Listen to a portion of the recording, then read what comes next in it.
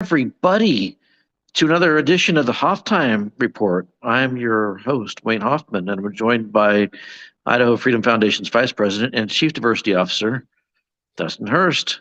Hey, it Hello. is. It is Trans Awareness and Visibility Day. Oh, We definitely celebrated that at IFF. I won't tell you how, but we did. oh, So I'm doing my job as Chief Diversity Officer. I'm happy to be here. So there we go. that's wonderful. But you didn't announce your pronouns as we started, so therefore I don't know if you really did celebrate Trans Visibility and Awareness Day. We'll Damn it. probably have to do it again.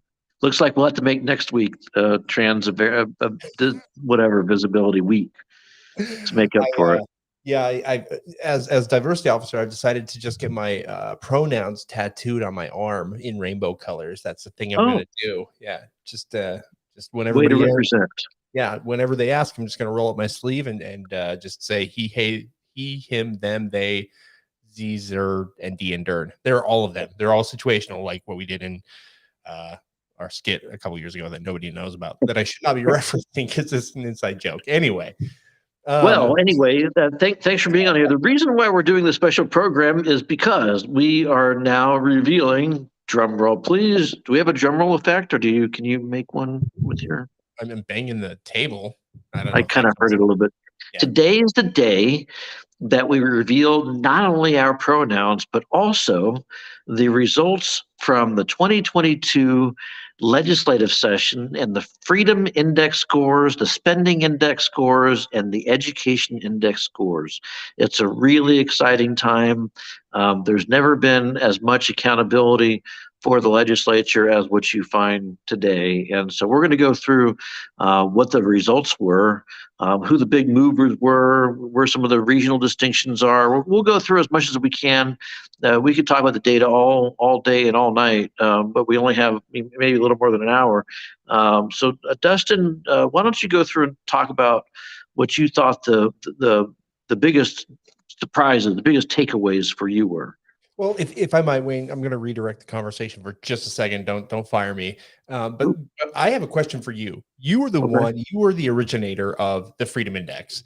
And there have been a lot of questions through KTVB articles and Idaho Statesman hit pieces and Idaho Capital Sun hit pieces about what the Freedom Index really is and what its purpose is for us and our organization and how it's used by us and in the Capitol. Do you want to talk for a minute just about the Freedom Index and why you started it and what its purpose is in relation to Idaho's political arena?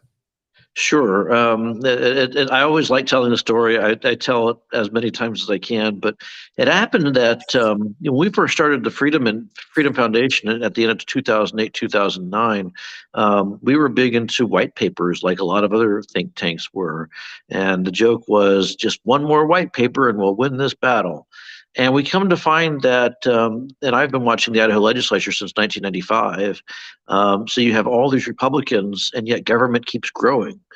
In addition to that, there was a donor who asked me, Wayne, how does my legislator perform when it comes to conservative principles? She always says she's conservative, but is she really? And actually, the senator in question was a woman named Joyce Broadsword, who we kind of had a feeling she was from the Sandpoint area.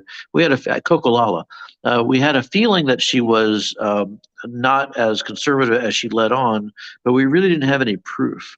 And so over the course of 2011, 2012, we started developing the criteria that we would use to score legislation. What do we look for in bills to indicate whether it's growing government or shrinking government? And when I'm just talking about spending, I'm talking about from a policy perspective, is a new agency or program being created? Is a new regulation being added or subtracted, as the case may be, or taxes or fees going up, and so on. And so we came up with 12 different criteria that we looked at, and that criteria is on our website.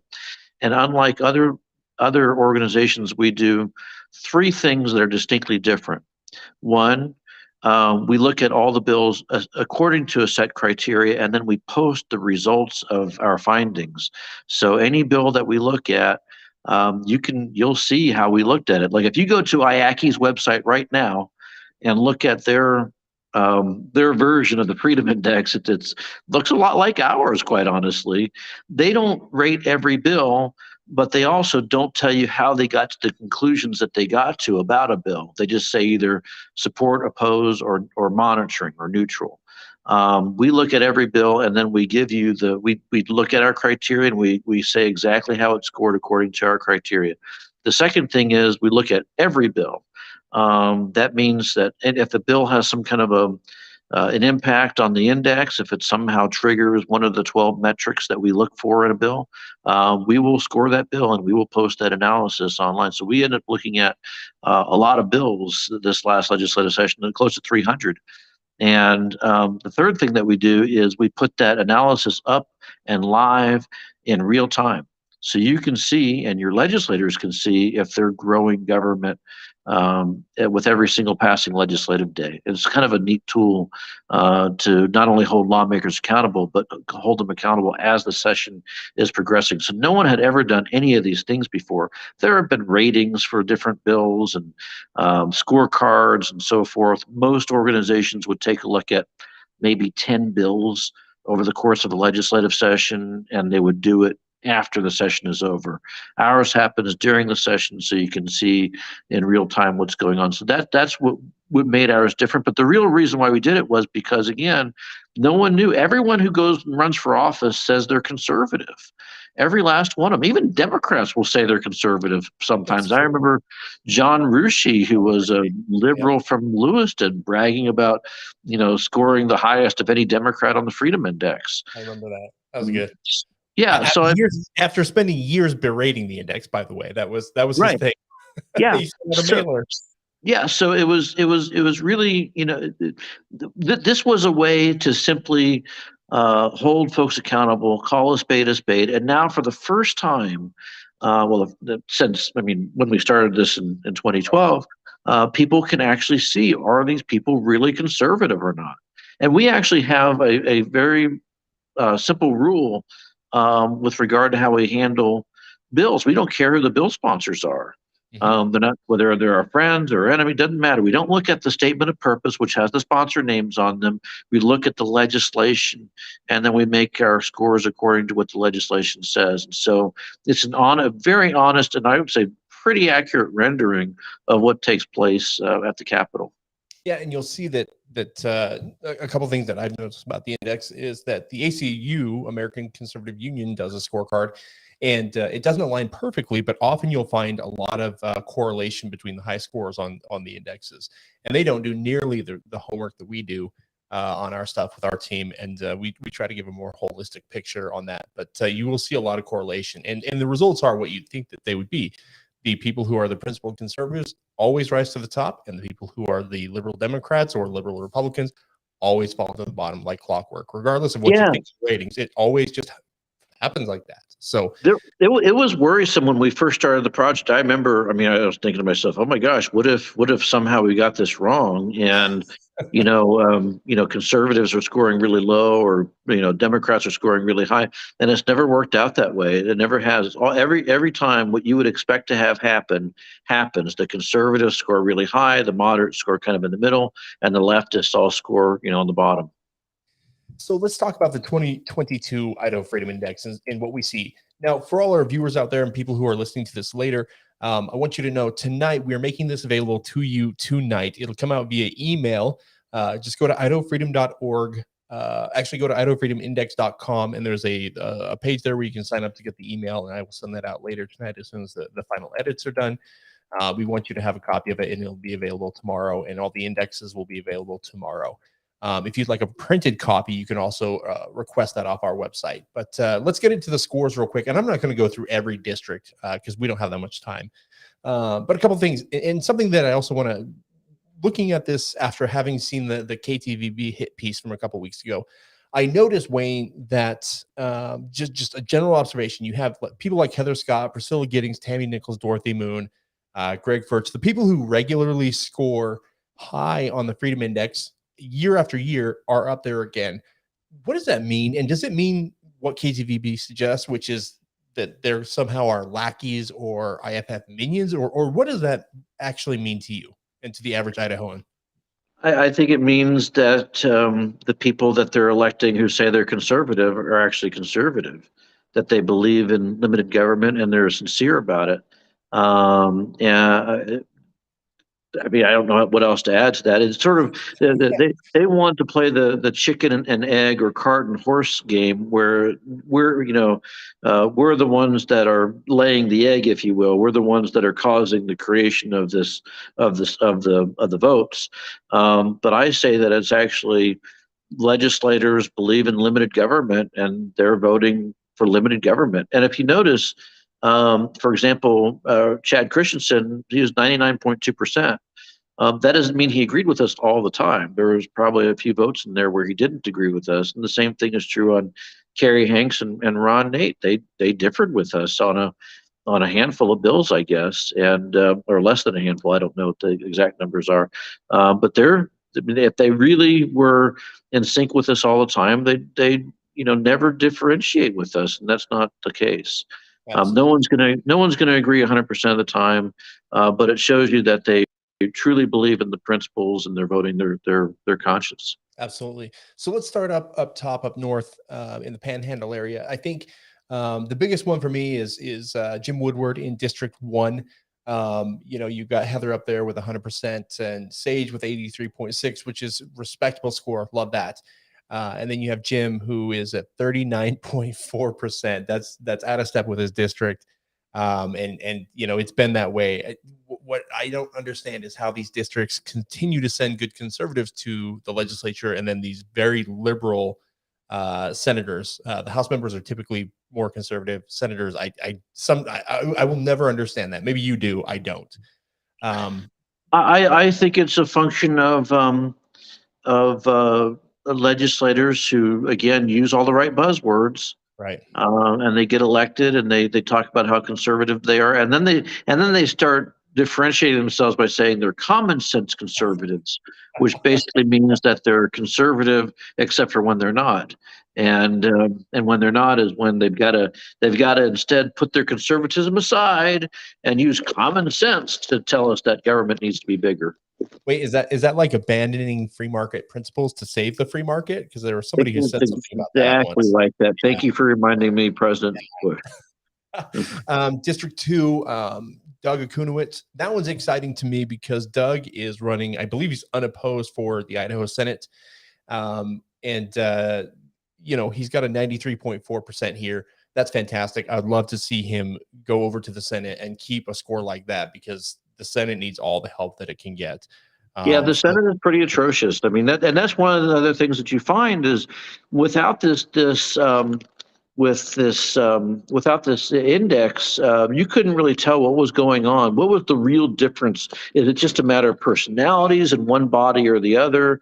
No, it's a matter of the fact that the Senate just happens to be way more left of center. absolutely. And you'll see that reflected through all the scores. Almost every senator has a failing score. I think there are a handful. Regina Bayer, who is retiring, Christy Zitto, who is retiring, and Steve Vick, who is retiring. So that's not good.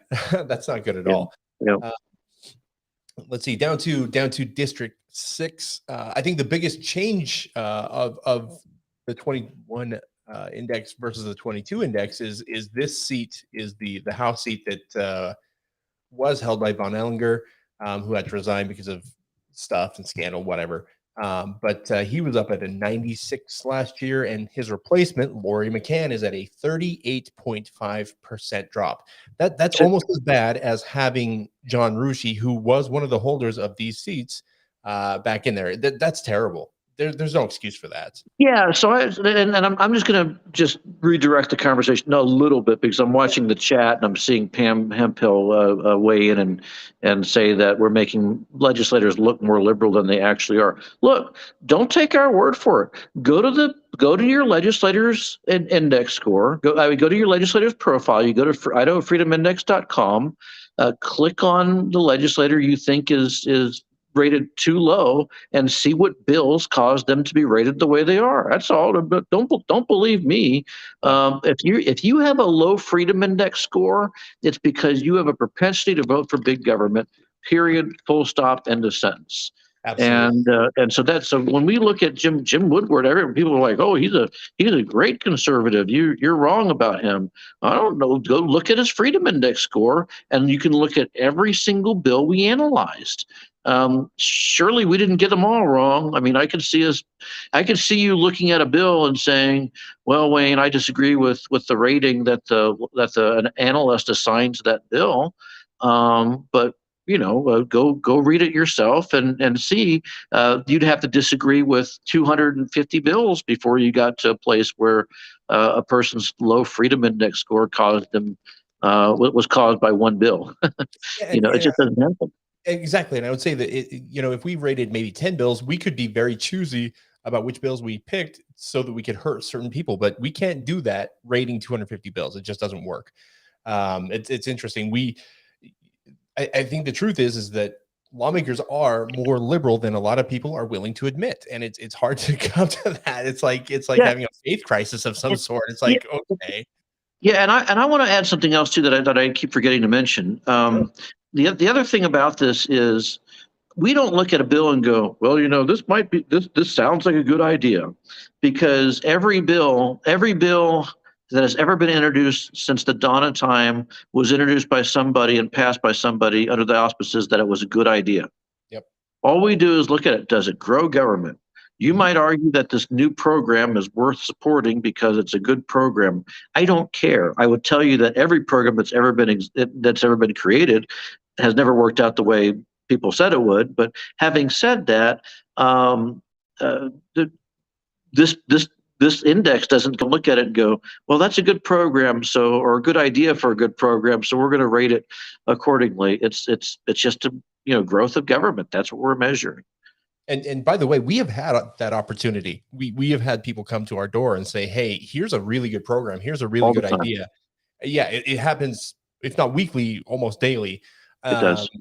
And people, we have pissed off allies. We have pissed off, moderates, Democrats, everybody, because we say these are the metrics. If you can fit within those metrics, you get a good score. If not, we don't bend our metrics for anybody. And it's sometimes difficult to do, but it is what it is, and we've made these promises and we're going to keep them, unlike your local politician. So yep. Okay. Continue on. Sorry, I just wanted. No, it's fine. A couple disappointments in the next couple districts. District 7, Charlie Shepard has a 66.8%. That doesn't fit that district at all. I have no idea what's going on with him. And same with Carl Crabtree, 60.6. That's another one that Carl is one of those who's very slick, who knows how to give you the buzzwords and say the right things, but then he votes like a liberal. And again, if you disagree, he voted to fully fund the social justice agenda at Boise State. Without a doubt, that's what he did. It's in the record.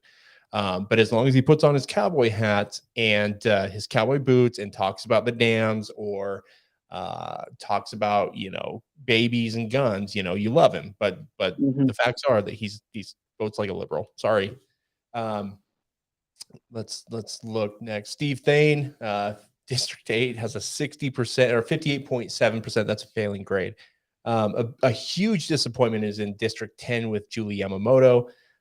She promised to be a conservative in her first run for office. She said, I'm the conservative alternative to Jaron Wagner. I will be the true conservative, and that has not panned out at all. In fact, well, that happens a lot, and that's where the accountability comes in. It used to be people could say that and they get away with it because there was no way to really check them. If you go to the legislature's web page, by the way, even if you dislike the index, the one thing the index has going for it that maybe it should be sufficient or at least helpful is if you go to the legislature's web page and look up Carl Crabtree's voting record, you can't do it.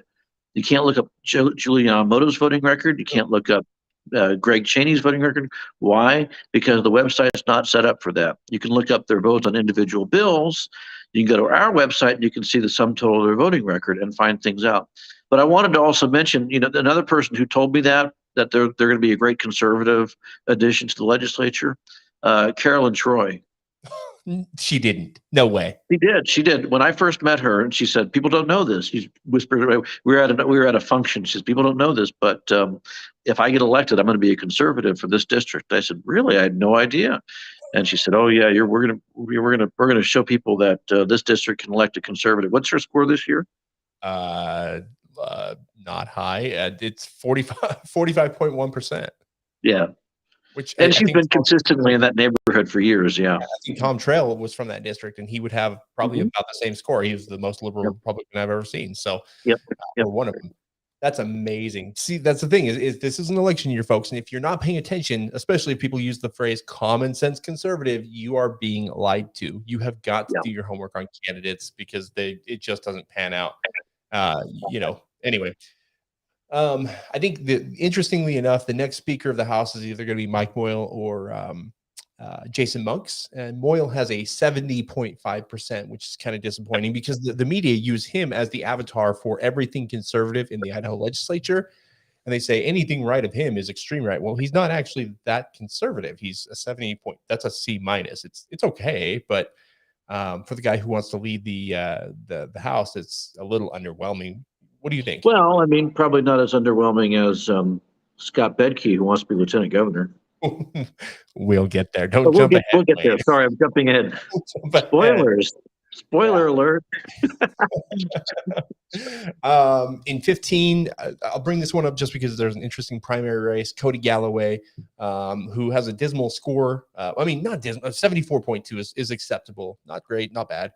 But she's primarying Fred Martin, who has a 33.2%, which we'll see what happens there. That will be one race to watch.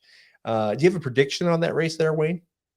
No, I really don't. Cody was on the podcast a couple weeks ago. He had a really nice conversation. It's obvious that she's not as conservative as I wish she were, but my God, Fred Martin, oof, man, Fred Martin never saw a government program he didn't like, and he goes around saying he's conservative, but of course he's the guy who blocked he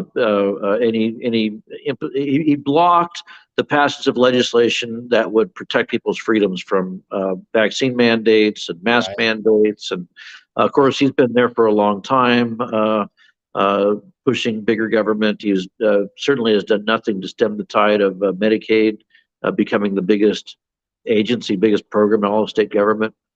Yeah, Fred Martin. But yeah, I don't know what that district will ultimately do, but I do know that there is at least a significant contrast between those two candidates. And another shameless plug here. If you're playing our Marxist Madness bracket, we got through round 1 of voting, and round 2 is on now. It's idahofreedom.org/Marxist-madness. We've actually got a matchup between Fred Martin and Chuck Winder, and I believe Martin's winning, which I did not see coming, to be honest with you. So that's a really tough one. That's a really tough one. So we're going to skip up to District 20. That's because the People's Republic of Boise is a lost cause at this point legislatively. And I think again, the one that you keyed in on, the guy who thinks that we are the biggest threat to democracy in Idaho, Chuck Winder, the Senate pro tem, has a 29.8% on the Idaho Freedom Index. No, wait. This is interesting, but to characterize how bad that is, look up the score for the most liberal Democrat in the state Senate. Who would that be? Like Melissa Wintrow or Janie Ward Engelking, and see what that score is. So Janie Ward Engelking is only 0.5 percentage points below Chuck Winder. Think about that. Yeah. So basically, there's no daylight between the Senate Republican leader, the pro tem, and the most liberal Democrat in the Senate. And again, just for a reminder, this isn't because we're picking on Chuck Winder. This is how he voted. We didn't do this to point out how bad or how big of a liberal he is. He's just a liberal, guys. I don't know. And of course, we also have to hold open the possibility that maybe Melissa Wintrow is just a conservative, and they vote alike because we're just wrong, and they vote alike because he's a conservative. She must be a conservative too. She maybe she's trans conservative and she identifies as today. So I very oh man, I'm gonna get so many complaints about that. Anyway, I don't think it's that. I think that Chuck is a liberal. So District 21. Did any Democrats score higher than Chuck Winder? Oh, dude. I'd have to go through. I think That's okay. I think Winthrop was the highest scoring, which is amazing to think about. Yeah, Winthrop or Ward Engelking was the highest at 29.3%. So Okay. that's amazing. Yeah. Let's skip down. District 21, all in green. Although Steve Harris did have a very disappointing session blocking grocery tax repeal. He's retiring. Regina Bayer is retiring, so she'll be missed in the Senate.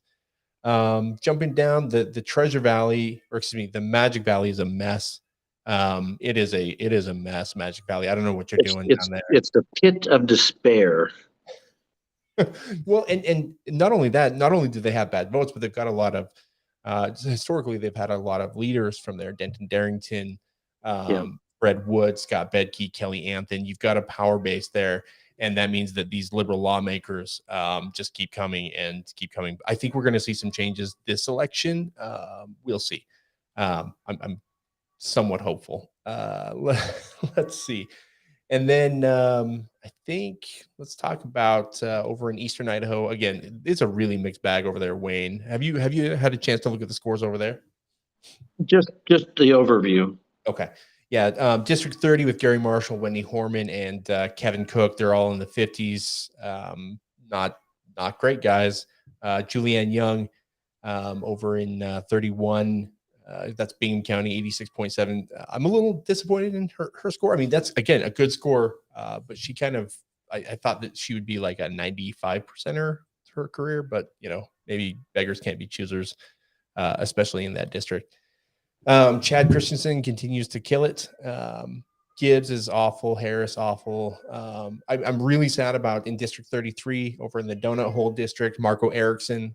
He beat Brian Zollinger a couple years ago, thanks to big money from a certain very wealthy man over in Idaho Falls. Zollinger was a 95% type guy, and Marco Erickson just is not. He's loves big government just as much as he can. So that's really disappointing. And then let's see, District 34, Ron Nate. His primary is going to be one of the most expensive primaries probably in state history because he is such a good conservative. He's outspoken and he doesn't back down when leadership challenges him. And he has a 97.5% on the index. We'll see if Britt Rabel can take him down. It's going to be one heck of a contest there. And then over in District 35, you've got Rod Furness with an F. That's no surprise. Van Burtenshaw with an F. And Van was one of the three who flipped his vote on the override vote today. Really disappointed to see that, but not all that surprising. Make sure people understand what that means. So there was a vote today. Today was the final day of the 2022 legislative session, and it was the day to consider overriding the governor's vetoes. One of the bills he vetoed was a bill called the Coronavirus Pause Act. Bill had passed the House and the Senate. It was a Senate bill, so it was returned. The governor vetoed it. It was returned to the Senate. And Van Burtenshaw was one of the members who switched from supporting the legislation to opposing it, voting to uphold the governor's veto. Have you ever seen a successful override, Wayne? Oh, yeah. Really? Yeah. When was the last time it happened? I was talking to Nate about this. I can't remember the last time it happened. Well, I mean, didn't they override the governor's veto on the? What's that? Was it the horse racing one? No, it was didn't they do it on the grocery tax like in 2008 or something? Do I remember that right? I honestly don't remember. I don't remember. But the one that I remember specifically, the most famous one that I remember was 20 years ago when the legislature voted to repeal term limits. Yes. Governor Kent Thorne vetoed that bill. And then the legislature overrode that veto. And then when that happened, it was the first time in decades that a Republican legislature had overridden a Republican governor. Yeah, we need more of that. Yeah. And just proof that you don't have to listen to the quote unquote will of the people if they're wrong. So I do want to return back to District 27. We teased this one, but we didn't get back to it. Oh my goodness, District 27, Magic Valley again. Scott Bedke, he wants to be lieutenant governor. His Freedom Index score is 49.2%. That's dismal. Fred Wood, who's retiring, I think Fred Wood actually took off his mask this year and just stopped caring. He had to use a slur that the kids, or a slang phrase that the kids like to use. He had no F's left to give. Like, he didn't care. He voted like a Democrat 100% of the time almost. It was terrible. And then Kelly Anthony, who's the Senate Majority Leader, again, he had a 38.5%. And I think the worst thing is, we're getting a little cat noise in here. The worst thing is, he helped block the amendment to his income tax bill that would have added grocery tax repeal. And it was really in dramatic fashion and really disrespectful to a member of his body the way he did that. So that's not necessarily reflected in the score, but it tells a little bit more of the story. Yeah, and that's the other thing that we need to bear in mind. That Kitty is not hungry. Kitty is lonely. I have not been home for a few days, so Aren't we all? We're all lonely. Yeah, that's how Dustin sounds when he's lonely too. Exactly. But so I'm sorry, I lost my train of thought. We're talking about Kelly Anthony and the The Freedom Index does not cover everything. So sometimes somebody will say to me, "Oh, well, this one legislator said something mean to another legislator, or didn't respond to his emails appropriately, or even got a DUI, or whatever it may be, whatever they did, and it's not reflected in the Freedom Index score." And that's true. So I mean, you may want to look at other things to evaluate lawmakers, and one of those things that you might use to evaluate lawmakers is their conduct in committees. For example, if they're a committee chairman and they refuse to hear legislation that's important to you, that's something that you can take into consideration. So we don't cover everything.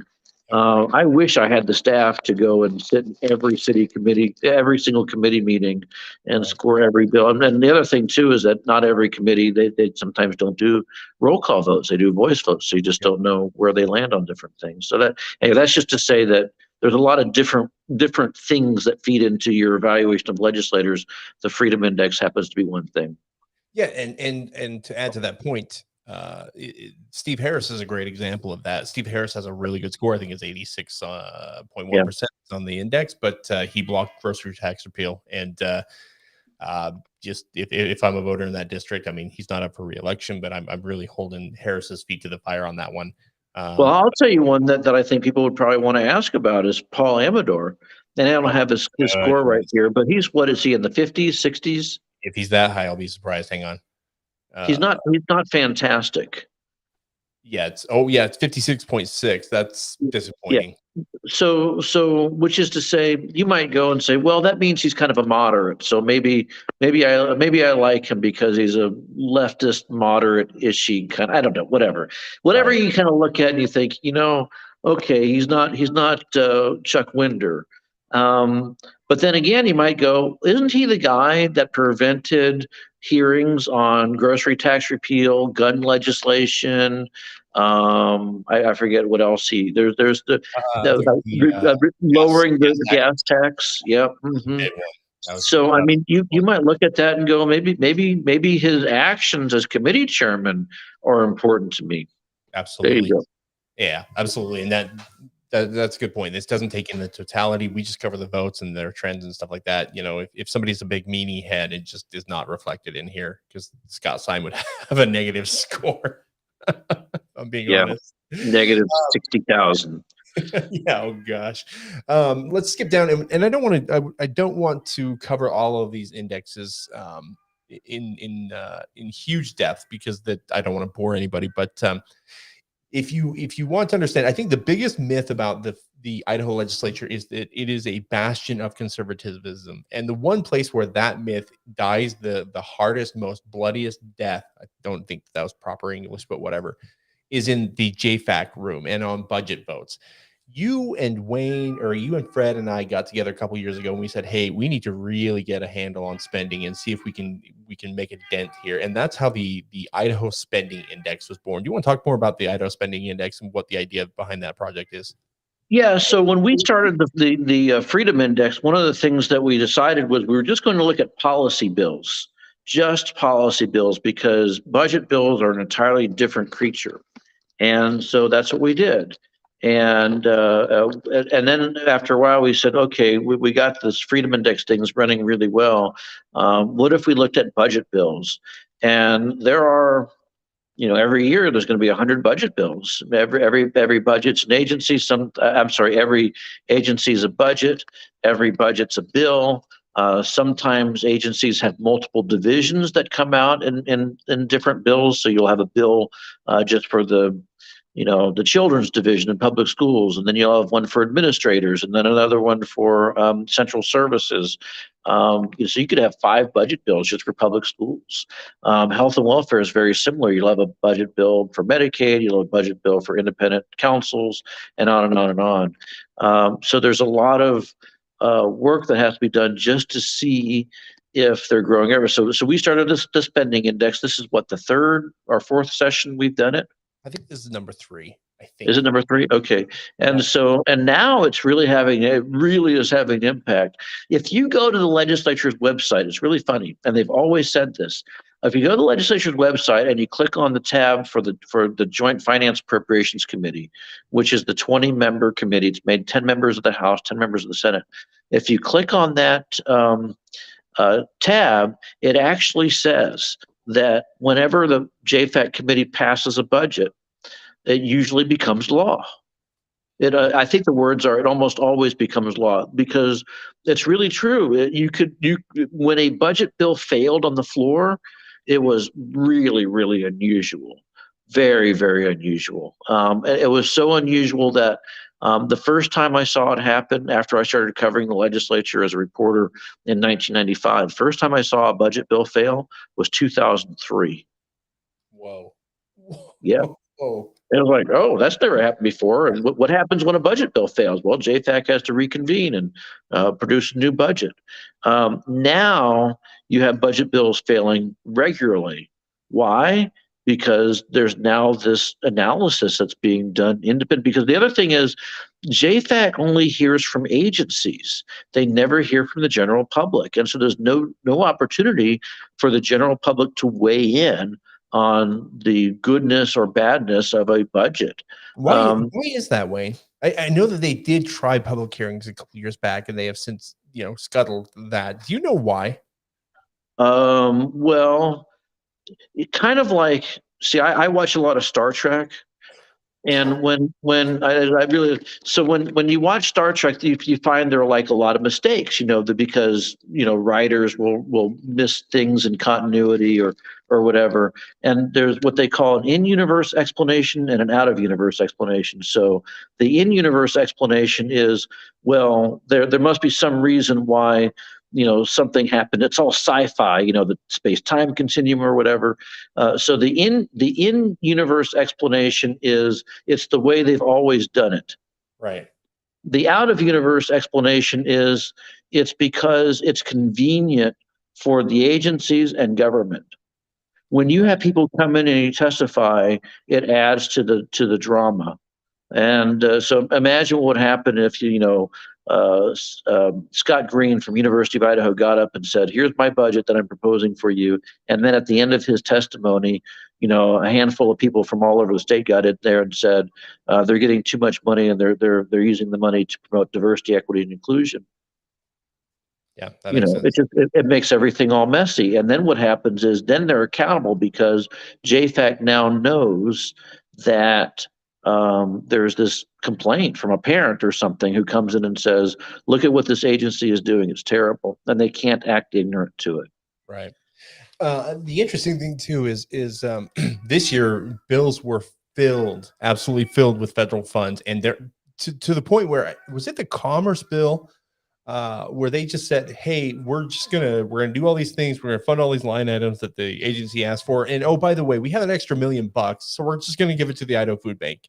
And yeah, what the hell? Like, yeah, that's how they were making decisions, and it was really, really unfortunate that there was a lot of money that got spent. And actually, the other thing that we've done really, really well, and I credit Fred Birnbaum for doing this work, is he's gone through and said, no, wait a minute, this is not an 8% increase in spending year over year.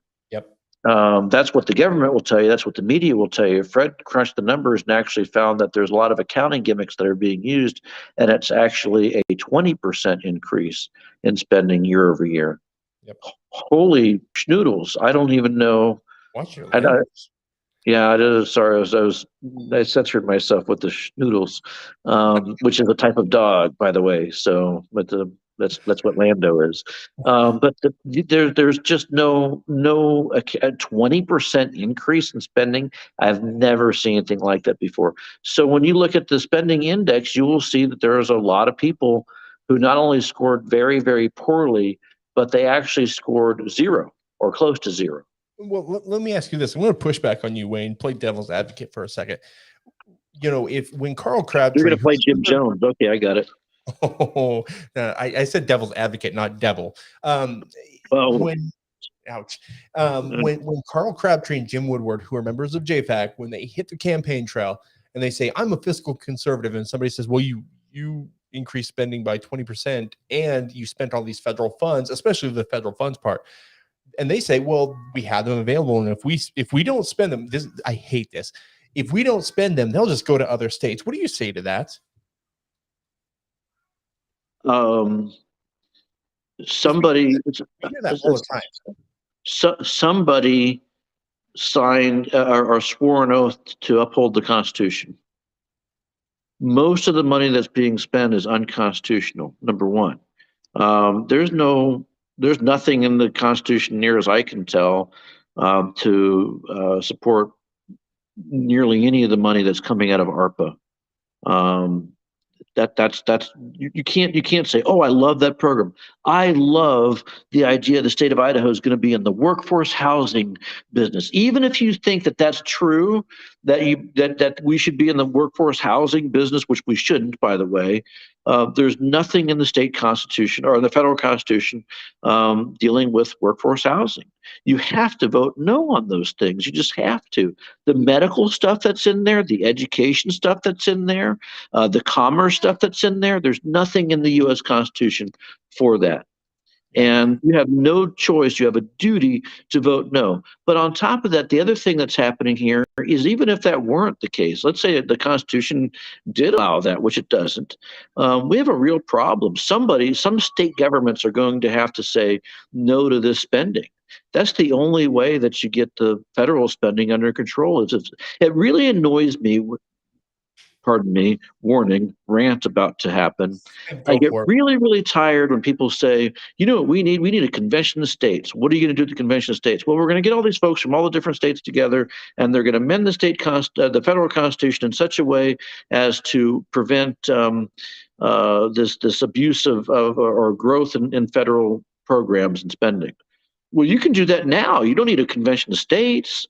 Why does the Nebraska legislature or the Florida legislature or the Idaho legislature need to amend the U.S. Constitution? Why are they advocating that when tomorrow they could say, you know what, we're just not going to accept this federal money because there's nothing in the Constitution that supports it, and they just won't do it. Right, absolutely, because they don't have the spines. Quite frankly, So I mean, somebody along the way, somebody has to uphold the U.S. Constitution, and that's the problem. They're not doing it. Well, and I would point, voting for spending is the easiest thing to do because it passes the buck on to somebody else. You can say that it's a critical investment and you don't have to face campaign year slander. Let me point out that Britt Raybould in District 34 is going on the attack right now in that race, saying Ron Nate doesn't support the police because he voted against the ISP budget. Have you seen what they have been doing? They added a ton of officers to and I'm not kidding, just walk around the Capitol and do nothing. Like I pulled up in my parking spot today and I saw this we'll say elderly ISP officer taking a ginger little jaunt around the Capitol. Nobody was in the building that at that time. And there are like 5 or 6 of them. It's way overstaffed. That's a form of government abuse and government overreach. And overspending. Does Ron Nate hate the police? Absolutely not. And he voted that way, and now he's being smeared for it.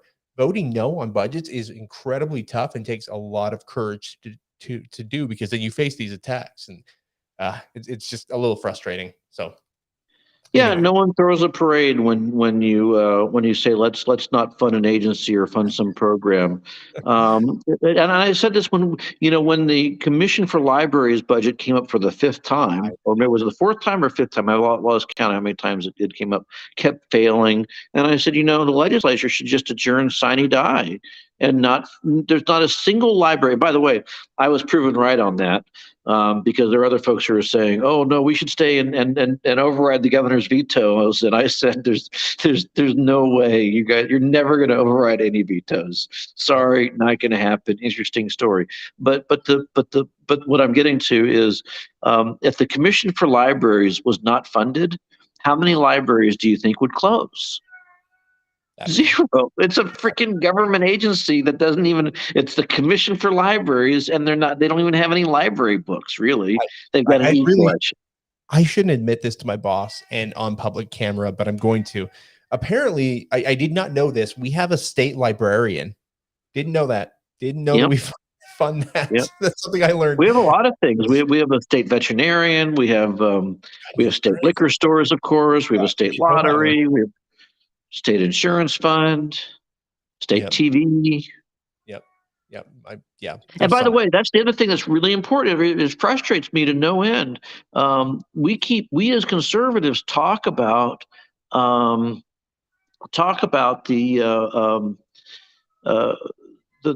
Congress defunding public television and public radio.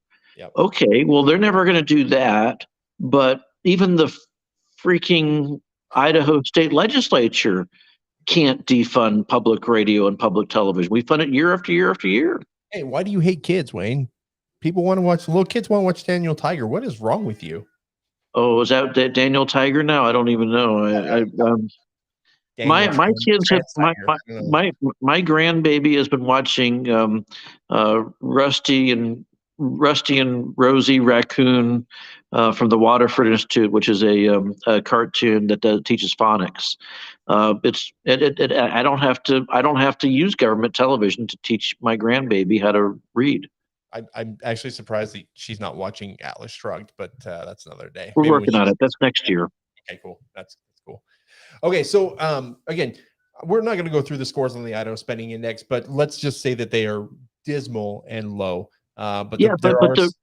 There are some people in there, and when you look in there, you can really see who was really paying attention. And by the way, people, some of our critics say, well, Chad Christensen and Ron Nate and Heather Scott, they score almost 100% on the Freedom Index, and that means they've just given away their votes to the Freedom Foundation. Well, how about these legislators who've given away their votes, all of them, 100%, to either the agencies or to JFAC?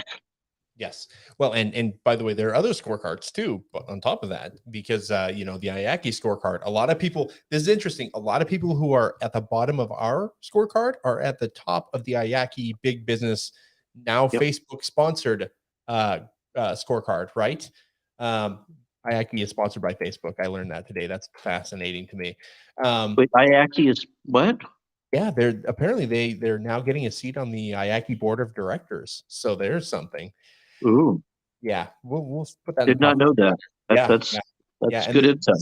The city's lobby and the county's lobby, they have their own scorecard, and typically it's Democrats and liberal Republicans who rise to the top. It's a thing. They're all a bunch of copycats, but they don't do it as good as we do. So anyway, but yes, take a look. And again, if you want a copy of this, we want to send you either email or printed copies of this so that you can get them out.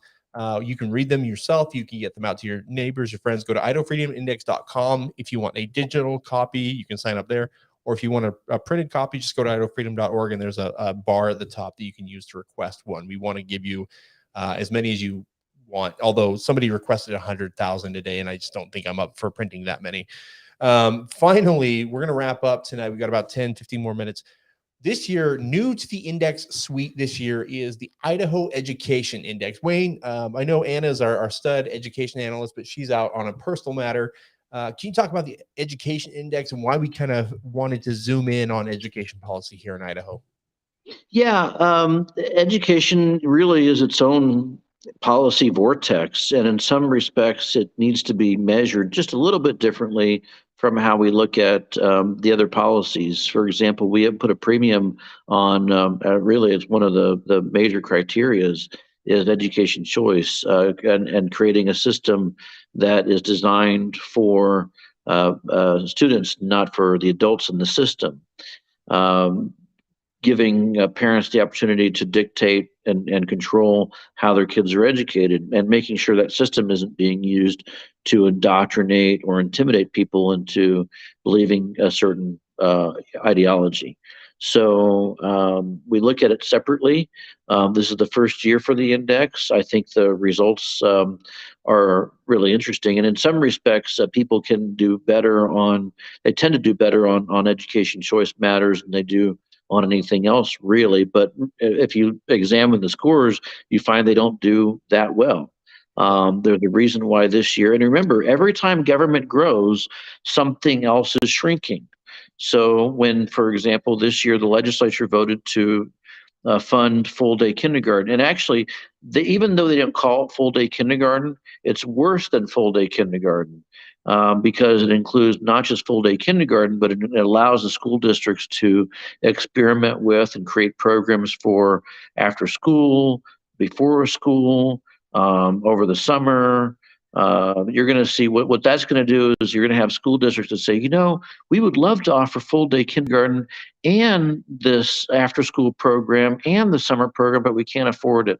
So this is the gateway to the expansion of not just full day kindergarten, but full year kindergarten, full year first through, I don't know, even senior school, 12th grade classes. This is the gateway to expand government. And yes, it is babysitting, and that's all it is, but it's just a revenue for them. It's not going to lower taxes either, because that's the other argument that was made is, we're gonna be able to lower property taxes because we're going to get this money from the state. No, you're not. No one's taxes is going down. I can tell you that. So anyway, you look at that and you can see there are plenty of folks who still stayed true to the idea that government is best, that governs least. And then there were folks who said, you know what, we just want government to do more things. And we've got a need, don't you know? There are parents out there who don't know how to raise kids. And so we've got to have more kids in kindergarten and in other programs, and it will really help them in some way. It never does. It just consumes money and takes away parental rights. So you'll see those again, like we do with the Freedom Index and with the Budget Index. You can see our analyses on every single one of those bills, and you can see what generated a person's score. And so ideally, what we were hoping to see happen is that the very informed electorate out there would look at these new measurements and examine their legislators, not just in this one really key cool way, which is the Freedom Index, but also the Spending Index and also the Education Index. Yep, absolutely. We wanted to give kind of a 360 picture as best we can of voting records. Again, Wayne noted earlier in the video that this doesn't take into account if somebody's a big meanie or if they block bills or whatever. But we really wanted to zoom in on and let people know what really goes on in the Capitol. Because again, in election years, as this is one, you hear Carl Crabtree going out and say, hey, I like babies, I like guns, I hate wolves, vote for me, I'm a conservative. Well, no, you're not, because Wayne has made this point several times, which is, government has grown, state government has grown to this huge level over the past couple of decades. Well, who's been watching the House? It's been the conservatives, the Republicans. And we're needing to deregulate a bunch of it. Brad Little has made a name for himself by deregulating it. Well, who let those regulations in the door in the first place? Republicans. And if we're not watchful, then that's what happens. We get these big government conservatives, those common sense, excuse me, it's been a long day, common sense conservatives in the door. And then we get what we've got. We've got universities out of control. We've got schools that never get enough money, because the union demands it, et cetera, et cetera. And we get in a mess. So I want to shift gears for just a second. Wayne, today was the final day of the legislative session. If you can, give me one highlight from this session and maybe one low light. A highlight from the session? I can't think of one either, but I'd love to see if you can. Well, there was one highlight from the legislative session. Unfortunately, it didn't become law, and that was the legislature passing a bill to make some reforms in the judicial council. Judicial council. I can't say it very well, but for those of you who haven't kept up with that, guys, we have a mess, and it's in our judiciary, a really, really big mess. And in fact, I think that the existence proof of that, we started dabbling a little bit in that last year when we were trying to figure out why the state Supreme Court had named three kind of mediocre lawyers as potential replacements for the vacancy on the Supreme Court. And come to find out, the Judicial Council basically deleted the records that we were looking for. And so we thought that was kind of weird. And so we wanted to see some reforms done there, because ultimately what we found that they were doing was sending the governor a list that met their political goals. So in other words, their political goal, we think, there's no evidence of this except for conjecture. And I mean, there's some, you can kind of connect some dots. They wanted another woman on the bench. So they decided to disregard any of the male applicants and send the governor a list of three names, three women. And of course, the state law ties his hands. He can't throw out that list. He has to select from that list. So there need to be a lot of reforms there in terms of how the lists are presented to the governor and the transparency that accompanies that list. Why were those names selected? And then why did the governor select the name from that list? Those reforms passed the House, passed the Senate, and was sent to the governor. The governor vetoed the bill. So that was a highlight. But I think the other really big highlight, I mean, seriously, it's like there truly was not anything really that I can remember that was really spectacular. The legislature considered education savings account this year. The House Education Committee voted it down. I would at least say that, no, there really wasn't anything. Sorry, there's nothing. There are no highlights. The low light, so in summary, the low light was the fact the 2022 legislature even convened. There was nothing good that came out of it. The spending was too much by a factor of 10. The policies that came out of it was more government, bigger spending. The state government is now in the workforce housing business, I guess. Yeah, I can't think of it. There's nothing that comes to mind that makes me go, yeah, this was a great session. Well, I guess they passed the fetal heartbeat bill. You know, maybe that's something. I don't know. Yeah. I think for me, the highlight is, quite frankly, a negative, which is a lot of people who we thought were liberals kind of exposed themselves with key votes, procedural votes this year.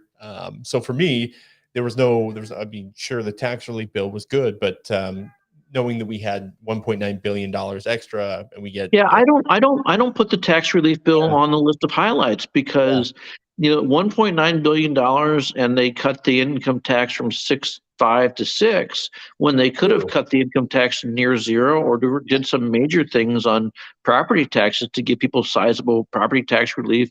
And also they could have helped people, spared them from Biden's inflationary policies that's affecting the purchase of food. Yeah. I think the low light for me was when Christy Zitto did try to add the grocery tax repeal to the pathetic income tax relief bill, and was shut down by Kelly Anthony and Abby Lee. That was a horrible way to send off a really good senator, and it was very disrespectful how the Senate treated her after she did that. If you remember the press release saying, hey, basically intimating that Christy Zitto opposed tax relief, which was not what she was doing. She was trying to make it bigger. It was really disconcerting what they did to her. This was a terrible session. I can't think of, like you, I can't think of anything that was good other than the fact that they kept their adjournment date for the most part. They got out of town early, but there was nothing. Yeah, it was remarkable just how bad it was. And it's bad when the leftists are all celebrating what a great session it was. Oh yeah, dude, if the Idaho 97% or the Idaho Democrats are telling you good job, Governor Little, you're doing your job wrong. I don't care There's about something not right there. Yeah, There's there's a something not right there. yeah, Now you don't have to take our word for it. Just know that somehow the Freedom Foundation is going, something's not right here, because you have an 85% Republican legislature and an all Republican executive branch, and the only people who are applauding what happened are the leftists. weird.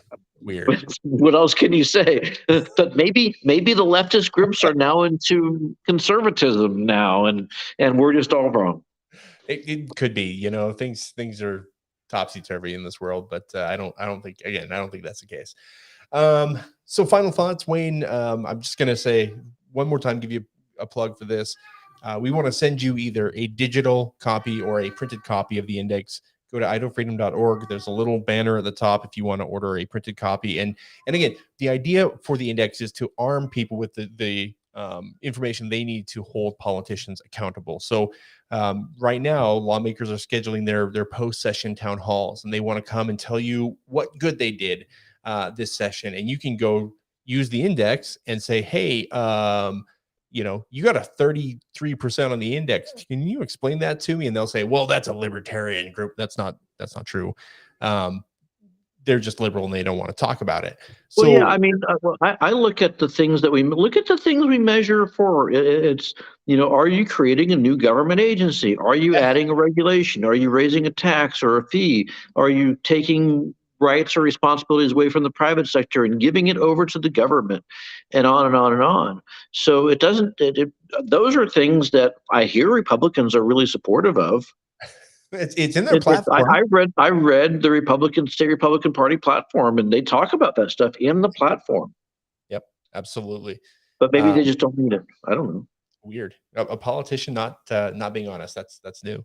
But we want to send you, and I'm dead serious, we want to send you as many copies as you need to pass out to your friends, to your church members, if you want to take them to political events and put them out on the table, we want to be able to supply you. So feel free to request as many as you need, as long as you think you'll use them.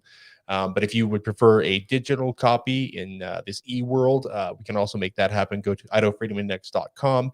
And there's a wall there that will be coming down tonight, but we'll put up another way for you to request those.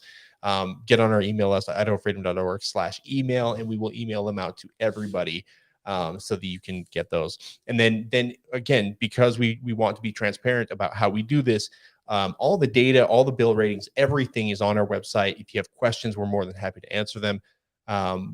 We make the back end of the index available so that you can download the bills and look how we rated it. Do your homework. You don't have to take it from us. You don't have to just trust us that we're good guys here. And like I said, I suspect you'll look at a bill and you'll say, well, gosh, I support the raising the fee for whatever. And that's fine. You don't have to agree with everything that we say. The point is that the air for you to do your own homework and your own analysis. We try to at least, what we want to do, and the question I always ask when somebody calls up and they say, well, I think you got your analysis, I think you should have rated this bill differently. This should be a positive, or it should have been a negative. And the question that I always ask is the analysis correct? That's the only thing we care about. Is the analysis correct? Does it do the things the analyst says it does? That's the only thing that matters. You might think that that's a bill worth supporting for whatever reason. But is the analysis correct? Because what you'll find is it's not about one bill. If a person scores poorly on the Freedom Index or the Spending Index or the Education Index, it's because those people have a propensity to vote that way on multiple bills. And so that's what the value is. But it's really designed for people to do their own homework, to be sophisticated and be knowledgeable and informed citizens who are able to take more than just the word of a politician. I'm a conservative, and analyze what that really looks like. Yep, absolutely. Final plug.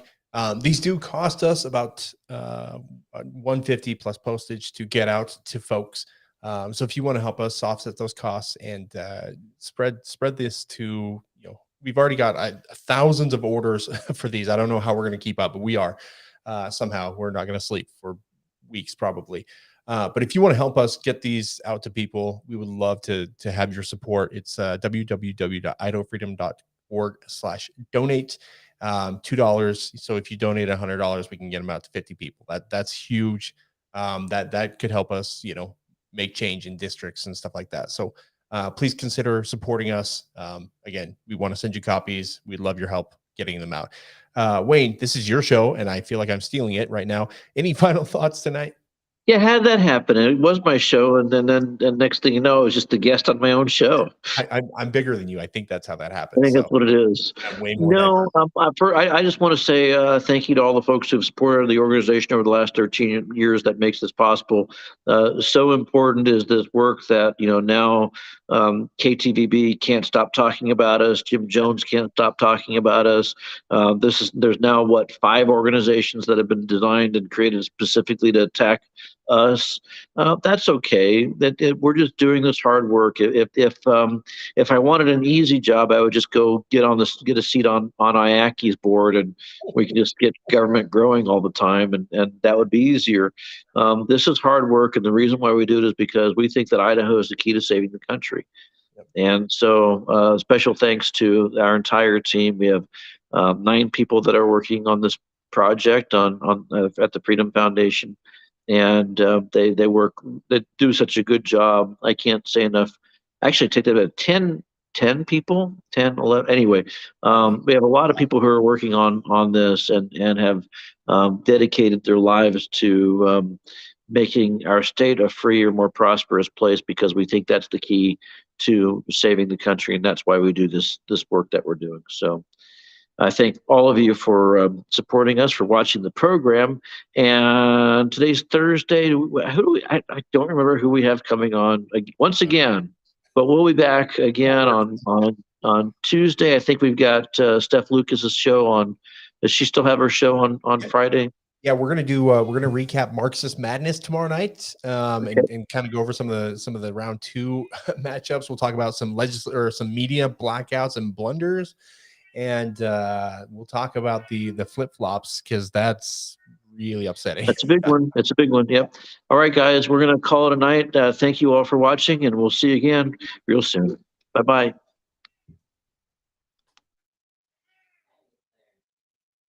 Thanks, boss. Oh, wow. Yeah, he's like, I'm out of there.